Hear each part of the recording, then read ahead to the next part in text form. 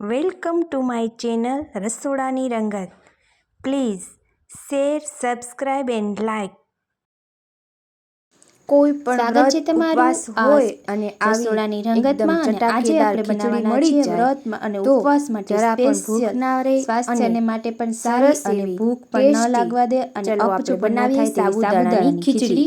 તો તેની તૈયારીમાં સૌપ્રથમ તો આપણે સાબુદાણાને 1 કલાક પલાળી અને આવી રીતે હાથમાં ચીપતા સાબુદાણા પલળી ગયા છે અને એનાથી ઓછા પલળેલા હોય તો પણ આપણે વરાળથી બાફી લેવાના છે એટલે ચાલે.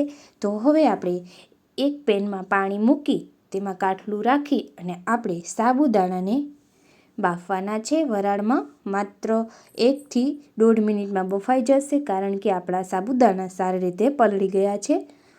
તો હવે રીતનું કાણાવાળું વાસણ લઈ અને એમાં આપણે સાબુદાણાને રાખી દઈએ ફ્રેન્ડ્સ, અને થોડો સમય માટે જ આપણે રાખવાના છે તો પણ સરસ એવા બફાઈ જશે. અને જો દાણેદાર કરવા હોય ને તો હવે બાફવાની જરૂર જ નથી કારણ કે એકદમ છૂટી ખીચડી કરવી હોય તો એવા આપણા પલળી અને સાબુદાણા તૈયાર થઈ જ ગયા છે. તો માત્ર 1 મિનિટમાં અંદર આપણા સાબુદાણા બફાઈ અને તૈયાર થઈ ગયા છે. તો હવે આપણે એને સાઈડમાં રાખી દઈએ અને આપણે બીજા ઇન્ગ્રીડિયન્ટ્સની તૈયારી કરી લઈએ ફ્રેન્ડ્સ. તો આપણે એક બાજુ પેનમાં તેલ ગરમ કરવા મૂકી દીધું છે.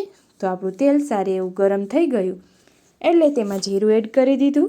ત્યારબાદ સિંગદાણા ફરાળ માટે યુઝ કરી શકાય અને સિંગદાણા આપણા સ્વાસ્થ્ય માટે પણ સારા.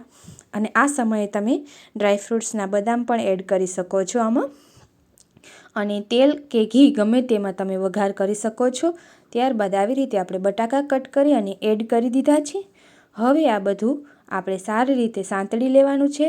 અને જો ફ્રેન્ડ્સ આવી રીતે તેલમાં સાંતળવું ન હોય તો તમે તળી અને પણ લઈ શકો છો ખીચડી બનાવવા માટે. પણ આવી રીતે થોડો સમય આપણે સાંતળી લઈએ તો એકદમ અલગ જ અને ટેસ્ટી ખીચડી બની અને તૈયાર થશે ફ્રેન્ડ્સ. અને અહીંયા મેં લીલા ધાણા લીધા છે તો એને પણ સારી રીતે કટ કરી લીધા છે. ત્યારબાદ નમક એડ કરી દઈશું, હળદર એડ કરી દઈશું અને આ બધી વસ્તુને આપણે સારી રીતે પહેલાંથી પકાવી લેશું કારણ કે આપણા સાબુદાણા તો સારી રીતે પાકી જ ગયા છે. તો હવે આપણે સારી રીતે બધું મિક્સ કરી અને તેલમાં પકાવવાનું છે ફ્રેન્ડ્સ.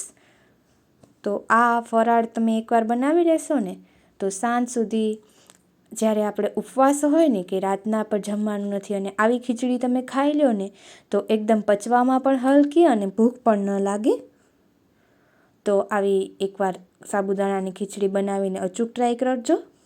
હવે આપણે બટાકા અને બી એકદમ સારી રીતે પાકી જાય તે માટે આપણે થોડું એવું પાણી એડ કરી એને હલાવતા રહીશું ફ્રેન્ડ્સ. અને થોડો સમય માટે આપણે હવે એને ઢાંકી દઈશું જેથી કરી અને પાણીમાં એડ કર્યું છે એ બળી જાય અને આપણા બટાકા સારી રીતે પાકી અને રેડી થઈ જાય.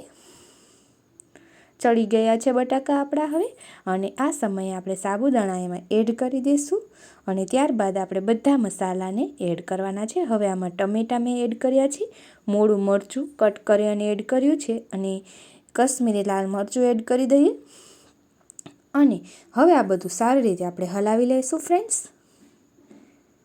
તો એકદમ ટેસ્ટી ચટાકેદાર આપણી સાબુદાણાની ખીચડી બની અને રેડી થઈ ગઈ છે. અને એન્ડમાં આપણે લીંબુ એડ કરી અને સારી રીતે બધું મિક્સ કરી લેવાનું છે.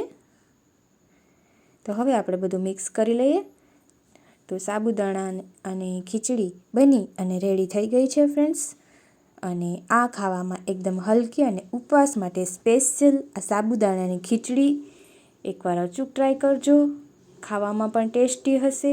અને આ છૂટી બનાવી હોય ને તો તેને બાફવાની જરૂર નથી, ડાયરેક્ટ આપણે સાદા પલાળેલા સાબુદાણા હોય ને એમાંથી તમે સીધી બનાવી શકો છો. તેને તમે વેફર કે ચેવડા ગમે તે જોડે ખાઈ શકો છો. તો ફ્રેન્ડ્સ આ રેસીપી અચૂક ટ્રાય કરજો અને તમને કેવી લાગી તે કોમેન્ટમાં જરૂર જણાવજો. Thank you friends. આભાર. અને નવા વિડીયો જોવા માટે મારી ચેનલને લાઇક, શેર અને સબસ્ક્રાઈબ જરૂર કરજો. તો હવે આ આપણું ડેકોરેશન કરી લીધી છે ખીચડીને.